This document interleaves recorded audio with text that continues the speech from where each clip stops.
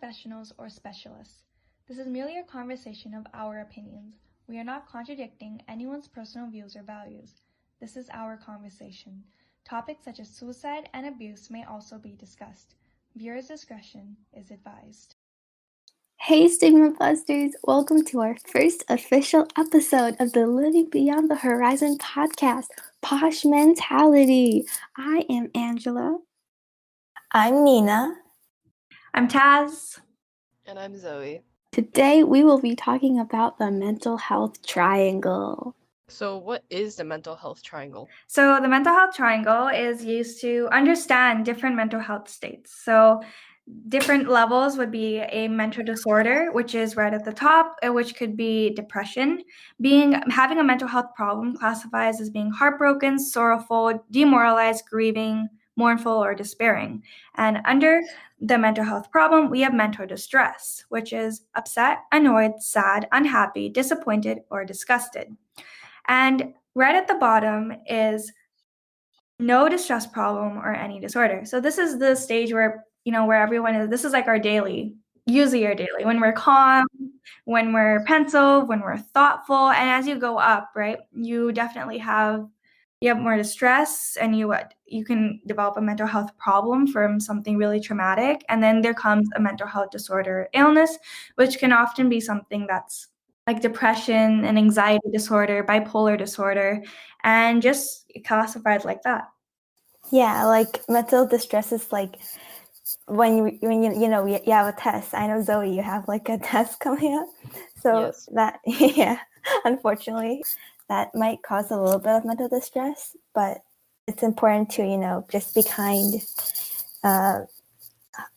If you see anyone that's like unhappy or sad, maybe they're really anxious for a test or something, just make sure to be there for them, encourage them. And Definitely. Yeah. And the thing is that a lot of people like associate mental distress with mental illness, and then like the line gets really blurred, especially throughout social media and stuff. Like there have been advertisements that says our app will help you calm down your anxiety, but it's like it's like these words are being like used interchangeably, but also like in not the correct ways. And like it's really important to like educate ourselves so that we can like know the differences between the terms, so we're using the vocabulary correctly.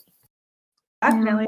I think a big thing is, right, like referring to what Angela said, when we start seeking help for a mental distress, which is like being upset or anxious for one day, people who actually have the disorder don't actually know what's going on with themselves, because like that's not what I have. Should I be getting help? Should I not be getting help? So people who don't need help, like as seriously, aren't getting the help they need, are getting help, and the people who actually like need help aren't able to like identify what they have.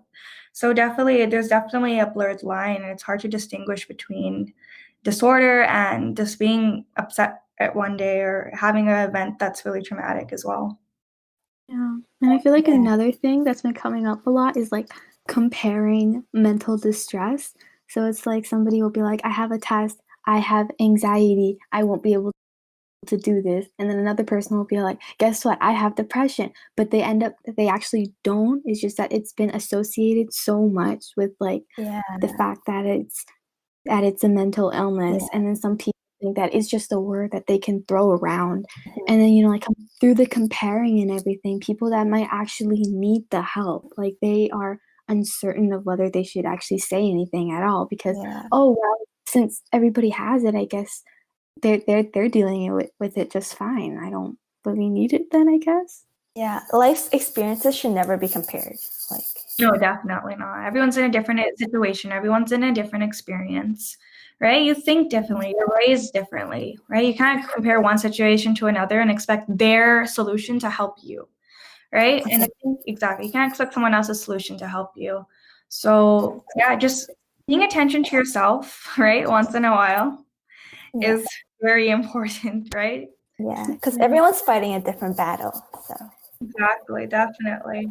And I think what Ms. White mentioned too, our sponsor teacher, was the difference between like mental distress and a mental health problem is the length of time each one lasts. So mental health distress, right, usually lasts during or before the task, And then after it's done, it's usually, subsided, the anxiety, right? The upset, just being upset, it subsides. But a mental health problem, right? This could be someone dying in your family, right? That's something that's usually prolonging, and it's a traumatic event and may lead individuals to actually seek professional help, such as a psychologist or a psychiatrist, right? So I think, yeah, definitely one of those is how long and how serious each issue is as well. And I think especially when you approach a person who's experiencing this type of thing, it's very, it's very important to be respectful, right? And see the actuality of the event and not exaggerate or undermine their situation either. Definitely. And also, I think Miss Wei also mentioned about how you can have like different levels. You can be at different levels of the pyramid at once. So like you can you can still be having mental distress and a mental illness, or you could have no disorder at all, but sometimes have mental distress. And Definitely, yeah, that's definitely an important point. Yeah. So it's not like you build, right? It's not like, oh, okay, I'm pencil and thoughtful, I have no distress, and then you start building through the pyramid. These are really levels to show like, hey, this is what it can be, right? And that. So yeah, that's an important point as well. Do you guys have any situations where you felt or you maybe misinterpreted your situation for maybe a mental disorder or a mental health problem or mental distress? Maybe you've mixed them up or you've been in a situation like that? Or what did you do about it? I think for me, one of the most key things is like I'm a competitive swimmer, and whenever I went for swim meets, right, swimming competitions and stuff like that, I remember before I'd always have like it was this like very dark feeling in my stomach where I was just like, oh my God, I'm so nervous. I don't know what I'm doing. What if I belly flop off my dive? Like what if it's a late start? Right? It's just stuff like that. And then while you're doing it, right, you are also have that nervousness, but after it kind of goes like, okay, this is over. Right? It subsides. Kind of just like, okay, that's done. Yeah. And I think school does cause a lot of mental distress as well, in terms of assignments, tests, group projects, and Oh my God, last year when school was still on, before this whole pandemic hit, like there's definitely like a lot of homework.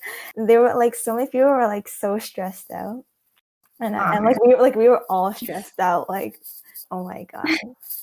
No, definitely. I think, and then yeah, I think like you're saying too, it's just even just COVID in general has caused a lot of mental distress. Mm-hmm. I Yeah. think for a lot of people, even mental health problems, right? You can see you lose a lot of people along the way too, not just like physically, but just not being able to see them as you would before. Yeah, and you guys just sort of drift away. Yeah, you get a lot of broken relationships, which are something that support you. I felt that for me too. Like for family, like my cousins, I saw them like almost every other day, and not being able to see them, it was really like oh my God, this is really It's a realization kind of thing. Yeah, definitely. I think for school, when school closed down, I was like, you know what? Yeah, I'm not too upset about that. Yeah, Right? for me, I feel like I don't know why, but like my realization didn't really come until I came back to school. Like, like I don't know, I didn't really feel that much like change when like the school just went online. I was like, okay, this is like normal. I adapted pretty well from like school to online, but from like online back to school, I realized how many experiences I missed because of this pandemic. And I think for when it comes to like even because when we were off school, it was a lot of like emphasis put on our studies, right? Like I didn't find myself stretching out too much for my clubs or anything. I was kind of just like, okay, let's get this done. But like you said, right? I was like, I'm fortunate that COVID didn't affect my family as much in terms of like people being so right. So I was able to. I don't want to say like I was ignorant of the situation around me, but it didn't directly affect me in a way that I was in a position where I was like, oh my God, this is bad, right? Yeah. So definitely agree. Yeah, and then I would say for like quarantine when the pandemic hit and we had to stay at home and do like online schooling, I think I adapted pretty well, I remember. But then I spending this much time like at home and like with only my family. Like I'm grateful to have a family and to see them every day, but like spending all that time half a year in one house, it it Yeah. definitely boils up to like some like tension in the house. No, definitely. Yeah, and being at home for like so long. I remember there was in August. I finally went out for once, and there was like completely new feeling. Like it just felt so like unreal, and it felt really good though. Like being in nature for once. Obviously I still had my mask on, but like it was like such Oh a my new, refreshing feeling. So like purifying. God, Yeah. definitely. God. Yeah. It's I like when you remember like going back to school and then I had like this band class, right? And then I forgot that I had a mask on because I was so used to like not having a mask on. And I almost like played into my saxophone with like my mask on. Oh God. I love that. Oh yeah. It was a big change, right? Like even at home, Yeah. like because I feel like I also, being at home so much, I kind of lost my extrovertness, right? It was like, Mhm. Yeah. I was like, how do you socialize again? Yeah. Oh my God, I don't know what's up with me, but ever since like okay, before quarantine, my socializing was pretty good. I can say something to someone, I can make a conversation pretty easily and make it flow. Yeah. But then right after the pandemic, when I'm talking to my teachers now, I feel so awkward. And Oh I'm just like, I know I'm making it awkward right now for the teacher, and I'm so sorry.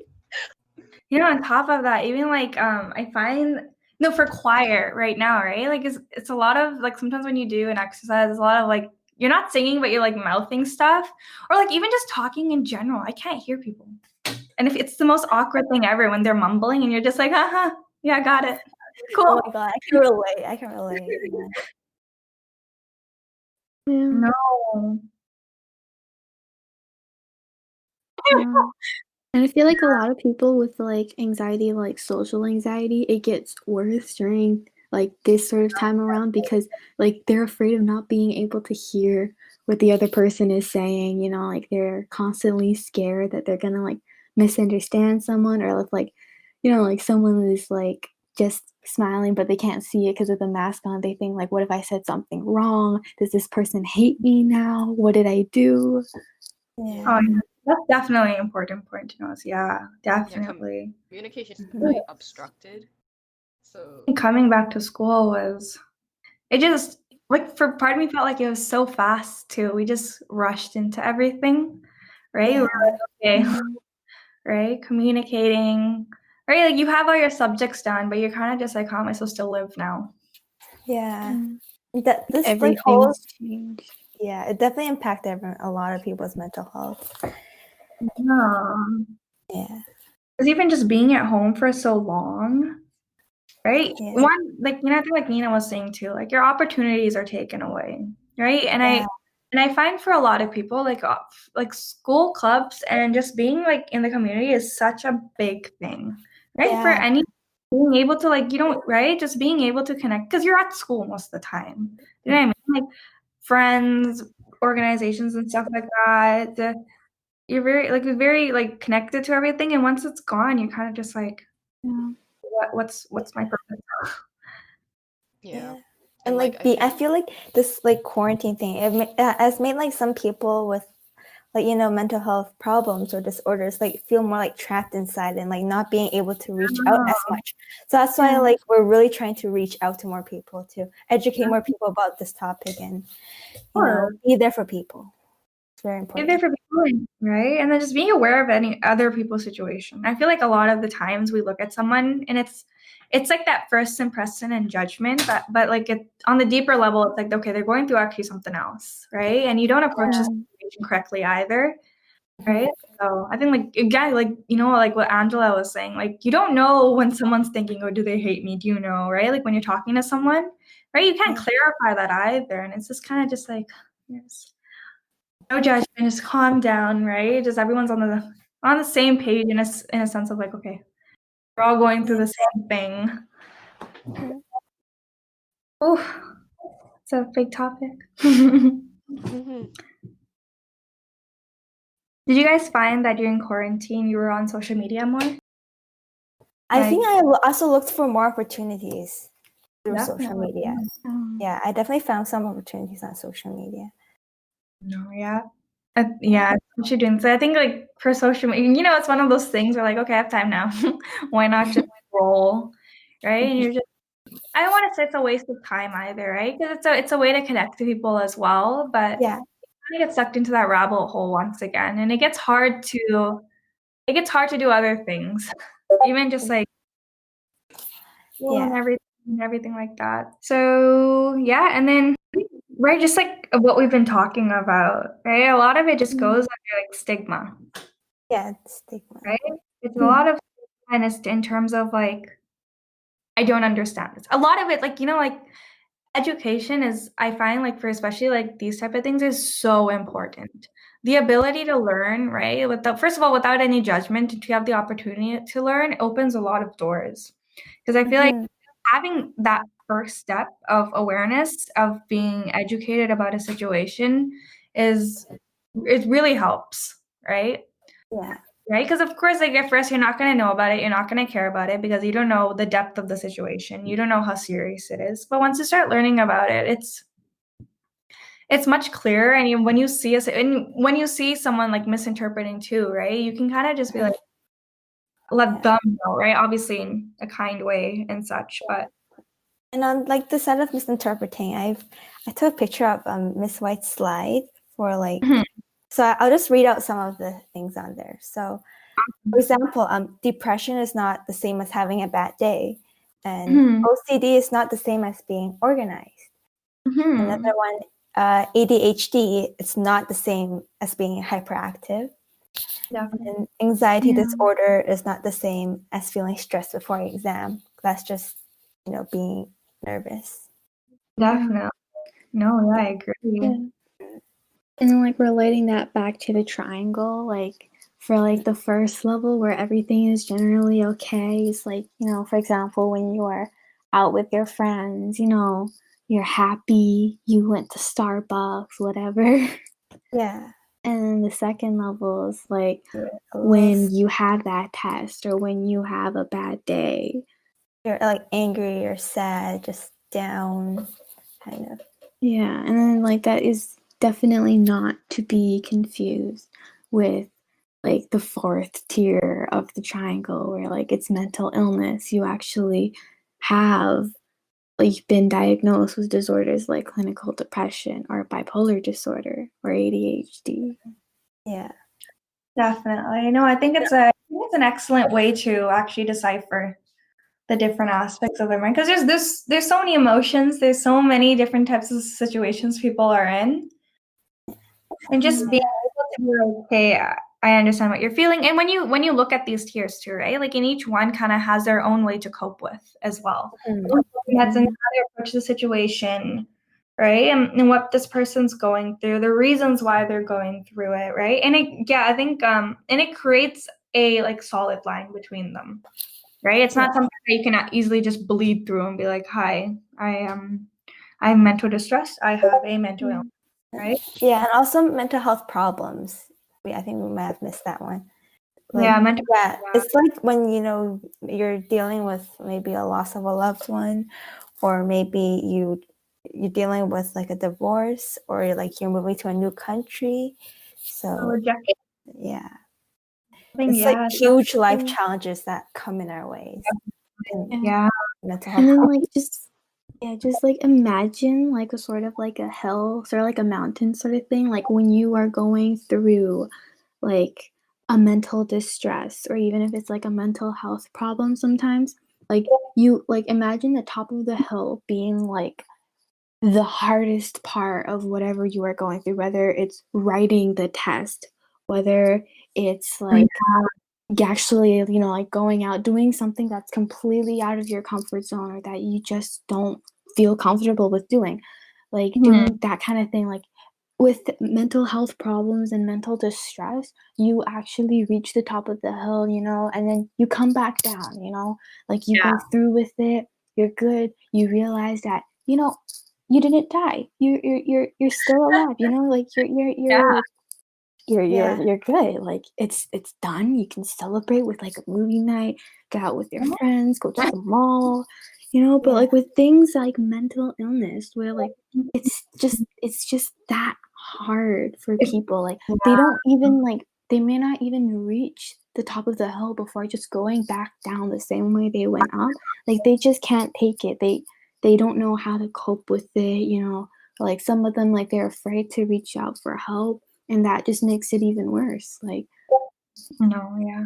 I think because I think in terms of like anxiety, like the flight or fight response, right? When you have an anxiety disorder, I remember Miss White mentioning that like your amygdala, right? That part of your brain that's responsible for that, it's constantly activated, right? You have that feeling of I'm afraid of something or something like this happened constantly, right? And stuff like that, right? And then I think Anta also mentioned that like when you have your top of the hill, and it even like as being like staying at that top of the hill or not being able to reach it, it doesn't only relate to like mental disorder or illness, but it can also relate to someone with mental distress or mental health problem.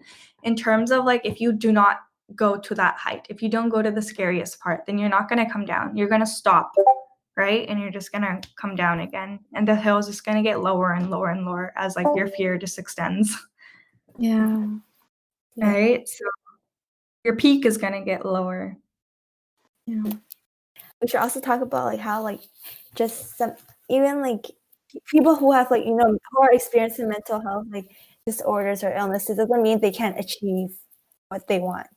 They're still they're still very capable, and we should never look down on anyone who has Yeah, mental that's such a big illness.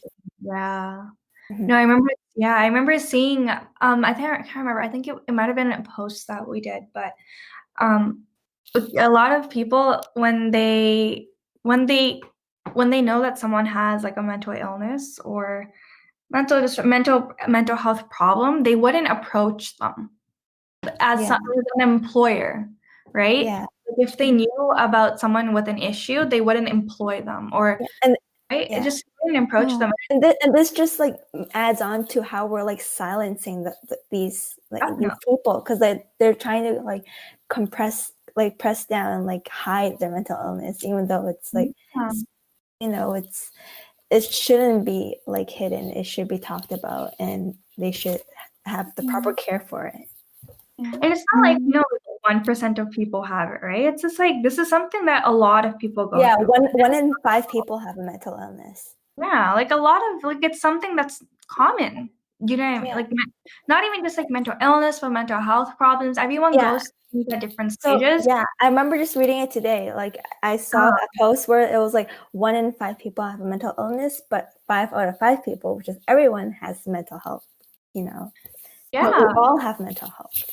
Definitely. And then I think it's like keeping a standard of like being okay, like everyone has to be perfect all the time. I think social media definitely does that, where like you're only seeing people at their best, right? So you're gonna assume like, okay, these people are perfect, I need to try maintaining this as well, despite my own situation, even if even if that person is like not having it and their life is just like swooping down, right? So we've kind of created like a very like like a very fantasized standard that everyone, but no one talks about it either, right? So it's kind of, it's there, but no one's touching it, right? No one's touching it because no one wants to be vulnerable. No one wants to be the first person to actually touch it, right? Because what if I get judged and stuff like that, right? Yeah, and then like speaking of like talking about it, even when it gets talked about, the line is really blurred between like mental disorder, illness, and mental distress.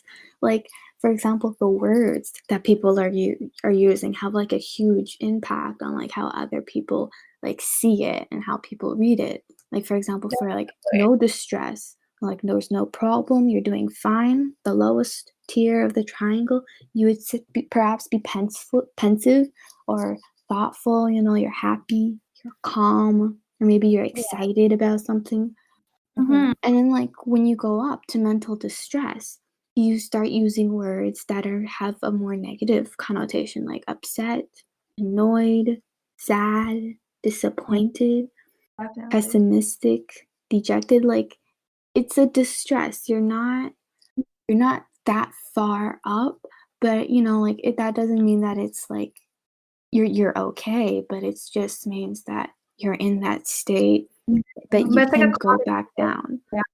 Mhm. Yeah, and then like when you go up again into like a mental health problem, where it escalates to like, for example, like parents' divorce or a loved one passing away, then like it turns into like sorrowful, grieving, demoralized, like you're heartbroken, like feels like you can't go on. But like, and like some Yeah. people they just stop there. But like we have to remember it's like important to keep on going. Like even though it's like so much easier to say than to actually do it. Yeah. And then when you Taking that extra step, right? Just being mindful of that extra step that you have to take, right? And I feel like people say it's an exception to be that, but I think it's like something that's like basic. It's like something that should be expected of everyone. It's not like, oh, this person's just an exception, right? It's something that should be, I think that should be made the standard. The standard should definitely be put at being understanding, being like, okay, let me just listen to you, not just being ignorant. Because I often feel like when you like depression and these type of things, they're not taken seriously. They're made a joke. yeah, they are.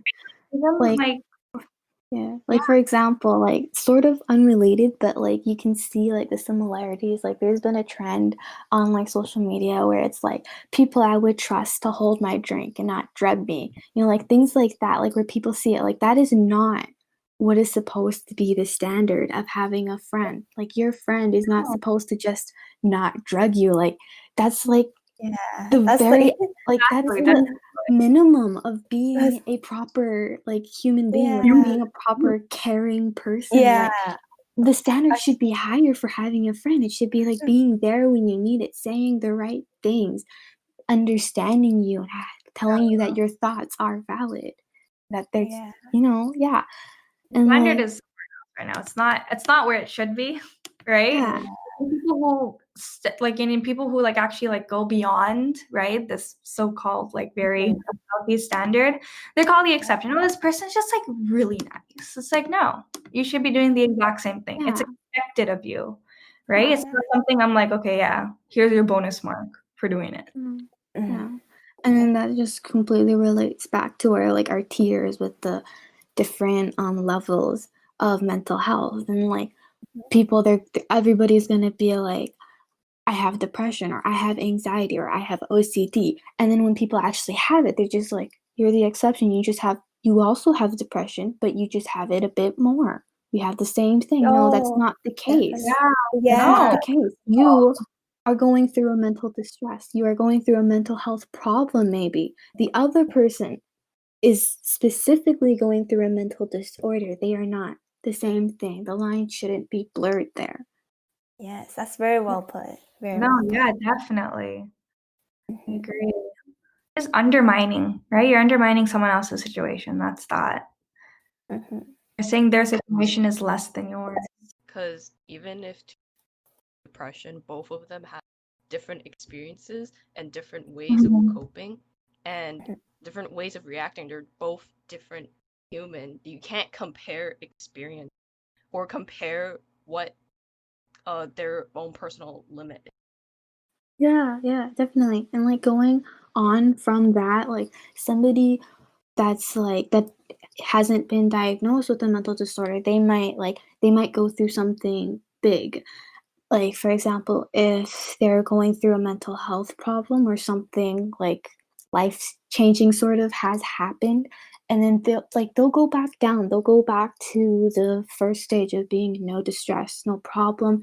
They are okay. They are past it, like it's still in their mind, but they're okay. And then when somebody comes along and they do have a mental disorder or an illness, and they go through something that's classified as smaller, like say that test, and then they don't go back down, they stay up there, and then they are constantly just upset about that one so-called little thing. Other people will just be like, you are overreacting, like And then that just further silences the voice. It's like you can't And compare what people are going through.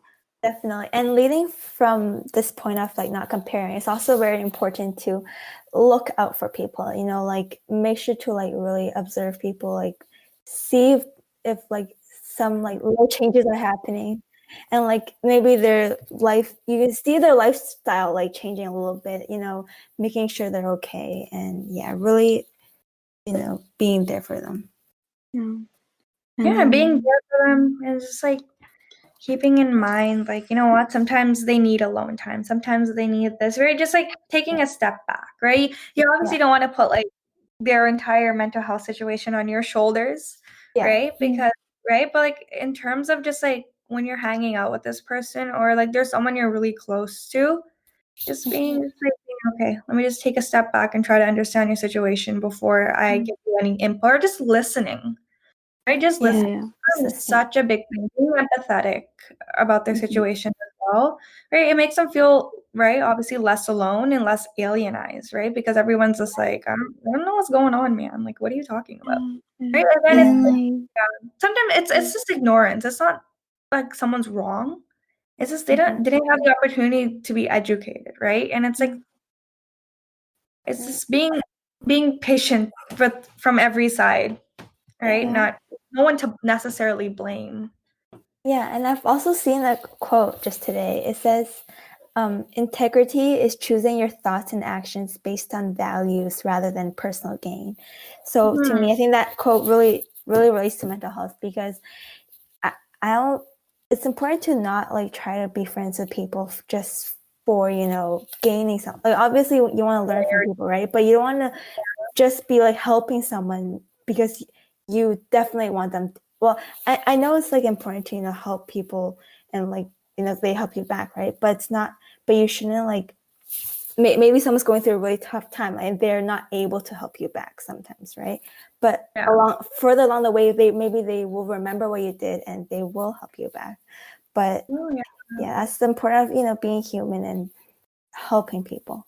Doing the right thing, without any personal gain, right? Just And then through that, like even just asking the simple question of like, do you think that you have like insert a mental disorder or an illness? Say for example, do you have depression? Have you considered, you know, something like suicide? Like I know it's like a hard topic. It's a very sensitive topic and it's a very sensitive issue.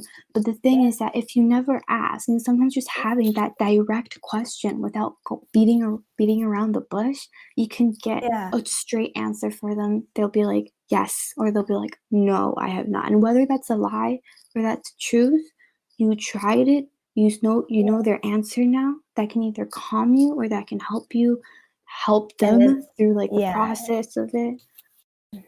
I feel like for that though, like it can often be like, I understand the intent of just being like, hey, like maybe they're not telling someone else, but you also can't just be like, I don't want to say butting in, but I feel like if they're not going to tell you the truth either, it's really important to tell a professional, like your school counselor as well.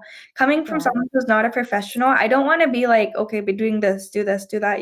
I would rather be listening, and if something happens, keeping an eye on them, but not giving them directions or anything like that either, right? Because I don't feel like you can directly ask someone, are you suicidal? Or because even if they're at a very vulnerable stage, that could break them. It's a very heavy thing, suicide, very heavy, right? So I personally feel just like keeping an eye on them, keeping close, and just telling someone who's studied for this, who's had experience with this, like a counselor or an adult, their parents, right? Just right, because you don't want to put them on their guard either, where they're at the point where someone thinks I'm an alien, right? And my situation is different. So yeah, that's also true, but I feel like asking the question in general is also like very important. Like if you like even just like now with like there are a lot of people that are like, say for example at school we have had presentations and we've watched presentations given by people coming in about like things like sexual harassment or sexual abuse, and to like tell someone if that happens to you, or like even if it's just bullying, to tell someone like there are multiple presentations, there are multiple speeches, there are so many teachers that tell somebody, but you don't see like half of the people, I feel like they don't tell anybody at all until like it's too late, or it's passed by a couple of years until they're actually comfortable with it. And I feel like if somebody just asked them the question directly, has this happened to you before? Yeah, Have you done this before? especially when you get the answer, then you can relate them to a counselor, and then get a counselor involved. Make sure they're. I think that's very important because you can't see, right? Like, no, you cannot. so it's very important to like try to, like, as Angela said, find out if they have it, even if they don't seem like it. Just like checking in on them, and if you get an answer, you don't need to tell them anything. You don't need to like put in any information. Just directly, immediately, find professional help for the person and be there. And making sure that they know that their thoughts are completely valid. Like, it's okay to feel that way. Definitely, yeah. No, yeah, I definitely agree with that. Again, like Adjo was saying, not beating around the bush either, right? Like, just beating, like, just going straight forward, right? So just being non-judgmental, and like not expecting anything from anybody. I think that's a big thing too. Not being expectant of them being like the same person every day, or keeping like they have to maintain this reputation. I know like everyone doesn't like directly think that, but it's something that's in our subconscious, right? And we don't often realize. Yeah, and also I think with the direct question approach, I think that the question may be either a little sensitive, or it could either backfire or go okay, because I know some people that may not prefer that way, because that seems very direct, because some people don't like direct confrontation. They like to say it when they're ready. However, I think another thing also, I think people that don't go to either professionals or talk to someone until too late is because of fear of either discrimination or being looked down upon. They may not be in an environment that seems very open or comfortable talking with, because I know a lot of people, unfortunately, that I've talked to before, their counselors or or whoever their therapist professional isn't that well off, Unfortunately, which not all honestly schools. is really sad to hear. It's sad that we have many schools with great counselors. Yeah, like I feel like we're so lucky to have like teachers and counselors that are always looking out for us, but not every place is like that, which is Yeah. And it's also like really hard to like even get someone to say anything. Like sometimes for like certain people, it doesn't even matter what environment they're in. It could be like the most open one you could ever see, and they could be like the happiest person you've ever met, but like they just can't find a way to like say it or talk about it out loud. I think it can be quite confusing, right? How to approach a situation. And I always think like the first thing that we can do, like individually, is just be non-judgmental. When someone approaches, don't make assumptions, right? Like don't give them like a reason, right? To be like, okay, well, they didn't like that, right? And then just giving your own experience as well, right? I like that. Yeah, giving your own experience. It's the idea of being empathetic too, really. Just like, you know what, you're not the only one. I'm experiencing this as well, right? It's as simple as like, like everyone has blood, okay? Everyone has mental health problems as well. It's just not right. Like it can be at different levels. It can be for different things, but right, we can't always like pick an idea, be like, okay, like I'm going to ask this person this and that. Let's see if they tell the truth, right? It's very whether you should or not is hard, but just starting off and building a society where the standard is to be understanding, non-judgmental, being able to be vulnerable without being attacked, right? You can be vulnerable without someone like sticking a knife in you. That's it's gore. But you know what I mean? Just like being vulnerable without having someone call you out or someone like, like poking your very sensitive sides. Being able for people to be like, okay, like let me help you heal. Let me help like understand your situation as well. And I think that would be a really good basis, right? In terms of like, okay, so now I understand that I can tell someone the truth, right? And you're not double thinking, just like, well, should I ask this person or not? And then like going back to like the fact of like not giving them any direction for like, like things, because like you may not be a professional. One of the questions you can definitely always ask would be like asking them what they feel that they need. Like, how can I support you? Does anything usually help you with this? Yeah. And then if you like don't want to ask that, or like you don't know how to ask it, or you just it's just, you're not asking it, then you can always be like, thank you for trusting me with this. Or like, I hear you, you are not a burden and I love you, like things like that. It's like it's a big thing. Like yeah, not like this burden.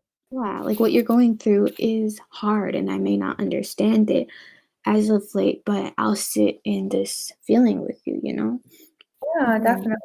I think that's a big thing, like what you mentioned, like being a burden. I think that's also where it's scared. It's like, what if this person just thinks I'm annoying? What if I'm too much? What if I'm too this? Right? And it's like, I'd rather have you here, right? Like you're not a burden at all. Yeah. Like I want you here. Yes, I want you here. And Awesome. also, I think I've done online moderation before. I've done it for a mental health community, and I've read a lot of stories. I've talked to many people with so many different experiences, and I think for me, definitely one thing, I know I'm not a professional, but to me, you don't need to be a pro to be a human and a friend, because I think that's what really important is, not to view them as like this person with like, don't attach them to whatever they experience, like example, sexual assault. Don't attach a label to them. They're still a human. No, you're not. There's no price tags on humans.